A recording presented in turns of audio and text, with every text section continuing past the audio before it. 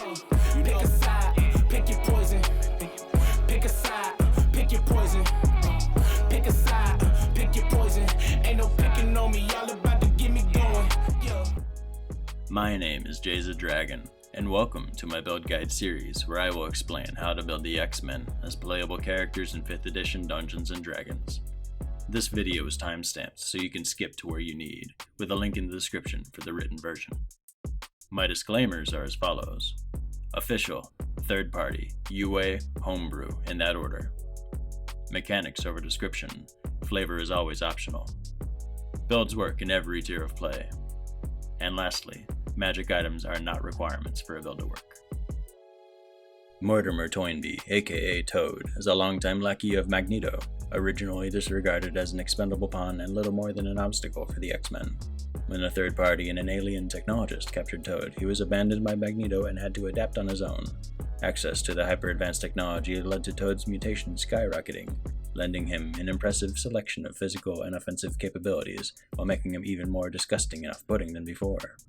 Toad had struggled with depression and a need for belonging, and through his tumultuous life remained a villain of necessity and a mainstay in the Brotherhood of Evil Mutants. Toad has superhuman strength, particularly in his tongue and legs. He is recorded as leg lifting 3 tons, and his prehensile tongue easily can and has crushed bone. His legs can propel him through the air with ease, and his tongue can reach about as far as his jumps. Add to that his exceptional acrobatic kickboxing, and you can begin to see why Toad is more dangerous than he initially appears. Toad secretes toxic resins from his tongue and skin with a variety of uses. Highly adhesive and paralytic globs can stick to enemies in place or cover their eyes and mouths. Pheromonous resins can induce mild hypnosis on unsuspecting victims, and psychoactive resins can induce hallucinations and alter faculties. His many debilitating effects combined with his crushing physical strength can lead to a deadly situation for any opponent, often underestimated and always at their peril. Using point buy, I gave Toad 15, 14, 15, 10, 8, 8, with a +2 in dexterity and a +1 in constitution. His race used is Grung. He gains a climb speed, a 25-foot jump, contact poison, and perception proficiency. He gains stealth and sleight of hand from the urchin background, and athletics, insight, investigation, and deception from being rogue. Rogue level 1. Gain expertise, doubling proficiency bonus in 2 checks of your choice. Here, choose athletics and stealth. Stick to a sling as weapon for the first level. With starting gold, purchase yourself a whip, which you will gain proficiency for upon next level up. Multiclass immediately over to Barbarian level 1. Gain martial weapon proficiency and begin using the whip with your strength stat. Unarmored defense. Use an AC of 10 plus dex plus con mods, an AC of 16 for now. And Rage, for when you're feeling froggish. Gain advantage on strength checks and saves and resist all physical damage for up to a minute, unless caused to end it early by being knocked out, not attacking, or not being damaged for a full combat turn. 2 uses per long rest for now, with a rage damage bonus of 2. Barbarian level 2. Reckless attack. Give enemies advantage to hit you to gain advantage on strength-based attacks. Danger sense. Gain advantage on dex saves to effects you can see. Barbarian level 3. Beast Barbarian subclass. Rage with an animal-like natural weapon. For you, it is your extended tongue using the tail stats. Your tail deals 1d8 plus strength plus rage damage bonus piercing damage with a 10-foot reach. As a reaction when hit by an attack, you can roll a d8 and add it to your AC against that attack, potentially parrying it with your tongue. Barbarian level 4. ASI. Take the Tavern Brawler feat. +1 strength now to 16. You gain proficiency in improvised weapons, and you can now grapple as a bonus action. Rage uses per long rest increases to 3. Barbarian level 5. Gain extra attack, and +10 to your running and climbing speed, both now at 35. Barbarian level 6. Bestial Soul. Your tongue now counts as magical, and your jumps now add an entire athletics check to the total distance, horizontally or vertically, and this is always on without need to also be raging.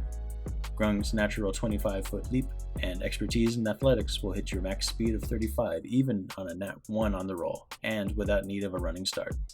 Rage uses per long rest increases to 4. Barbarian level 7. Feral Instinct. You always have advantage on initiative rolls. You can avert being surprised if you spend a rage immediately. Multiclassing back to Rogue level 2. Cunning action. Gain bonus actions to hide, disengage, or dash. Rogue level 3. Thief subclass. Gain fast hands. Bonus action uses of sleight of hand, lockpicking, or the use an object action. You can lob vials, pickpocket enemies, or more as a bonus action. Second story work. Running jump adds dex mod to the total distance. Usually won't come into play, as you are perfectly suited to using a standing jump instead of using a running start, but it's there for that one extra square of distance if needed. Rogue level 4. ASI, plus 2 to strength, now at 18. Rogue level 5. Uncanny dodge. When hit by an attack, reaction to only take half damage, rounded down. This combines with Rage's physical damage resist to take half, rounded down. So for instance, getting hit for 31 damage will be resisted to 15, then halved again to 7. Rogue level 6. Expertise. Pick 2 more skills to double proficiency bonus on. Acrobatics and sleight of hand. Rogue level 7. Evasion. Half damage from failed dex saves and no damage from past ones. Combines with dex save advantage from Barbarian's Danger Sense. Rogue level 8. ASI. Plus 2 to strength, now at 20. Rogue level 9. Supreme Sneak. Gain stealth advantage while moving no more than half your total speed. Rogue level 10. ASI. Plus 2 to dexterity, now at 18. Rogue level 11. Reliable talent. Checks with proficiency have a min roll of 10 on the dice, so skills, particularly those with expertise, have a huge minimum possible roll. Athletics, acrobatics, stealth, and sleight of hand all have a minimum of 27, and perception, insight, investigation, deception, and intimidation are all at least in the low 20s. Rogue level 12. ASI. Magic Initiate Wizard. Learn 2 cantrips and a first level spell usable once per long rest.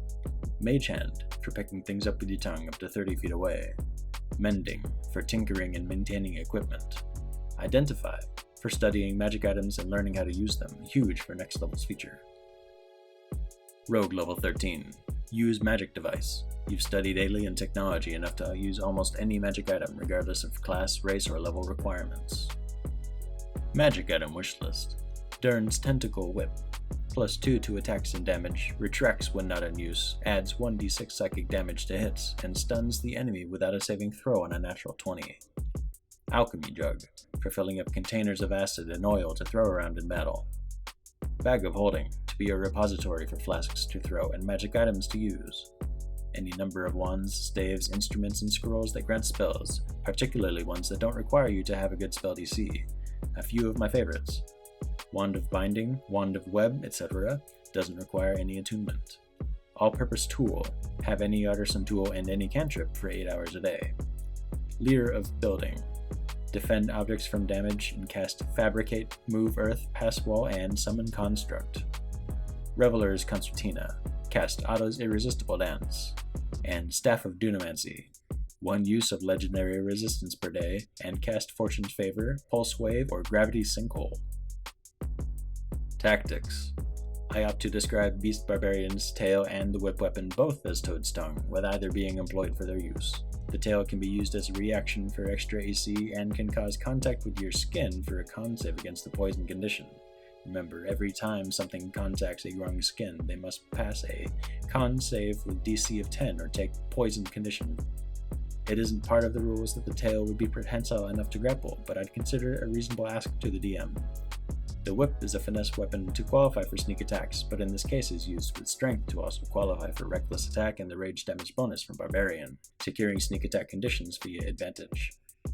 Unarmored defense gives Toad a means to fight with much of his skin exposed, causing unarmed and natural weapon attacks against him to be challenged by a save against poisoned, making even more checks against the DC outside of your tongue attacks. When attacking with the whip, 2d4 poison damage is a solid bump at low levels, and gives you something to try for if your target is already suffering from the poison condition.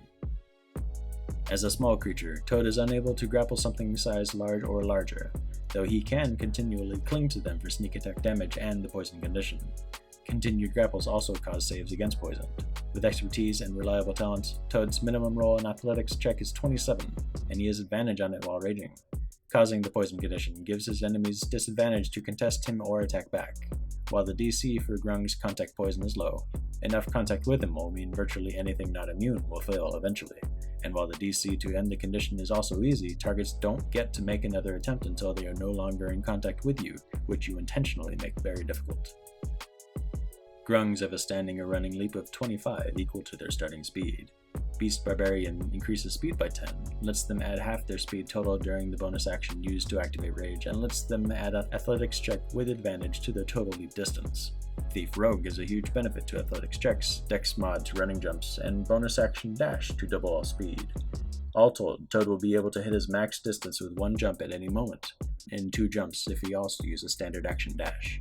Whatever the case, enough vertical drop will mean fall damage that you can resist with Rage, and share to the creature you land on, causing contact with your poison skin and knocking them prone, for easy attack advantage and a grapple to keep them there.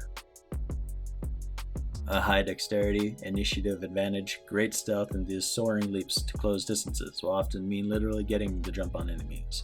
A bonus action sleight of hand with an early initiative can steal a weapon right from its sheath if it isn't wielded yet, and the same goes for foci, components, and ammunition.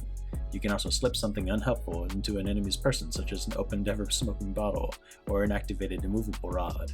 Toad has countless ways to complicate a fight for the enemy, taken to extreme levels when using any magic item he gets his hands on.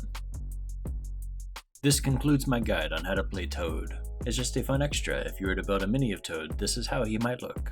I do hope you've enjoyed this. If you have any thoughts on what you do to improve it, questions, or if you've played this, feedback on how I went, or anything else, please leave a comment.